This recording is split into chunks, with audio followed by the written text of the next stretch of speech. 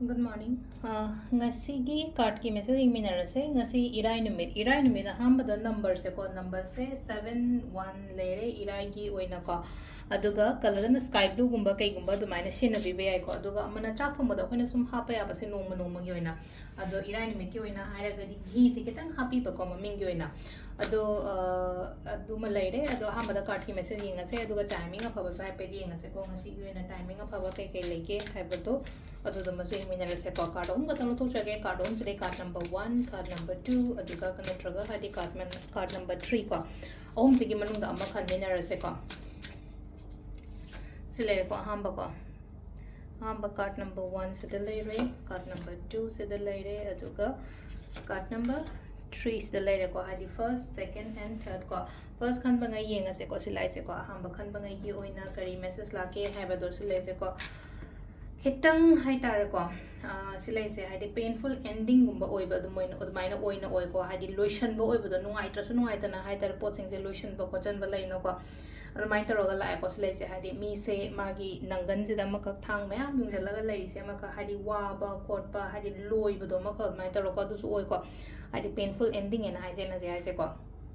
adaduna hadi silai no ko hadi loire wa ba ya ba ware hojek lai no ko hayeng dagi hairas ne ko hayeng dagi natra ngasi dagi hai tare ko hadi lotion gre anoba amuk lai no ko hadi amuk hogat ke amuk sagat ke kokat ke haina khan ba hai tare ko ware haina sum pham le raga diya ri tena ko sisina ko gi number 1 khan ba ngai gi le ko number 2 ko number 2 sina sida lai se ko investment gumba kai gumba to bi ba ya ga ni ko ngasi se akoina aina sum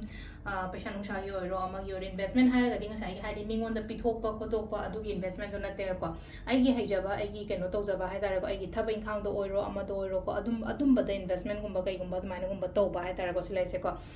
business to ni khang de aina haijaba kenom da ni khang de mai taro ko kana gani ko aduga ahum suba sina silai se ko gi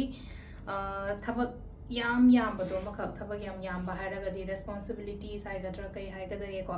hitang yam ba khot pa admai taraga lai ko sile se ko hadi yam su yam ba aduga keno su taw bai ta thau yam ba responsibilities yam ba hadi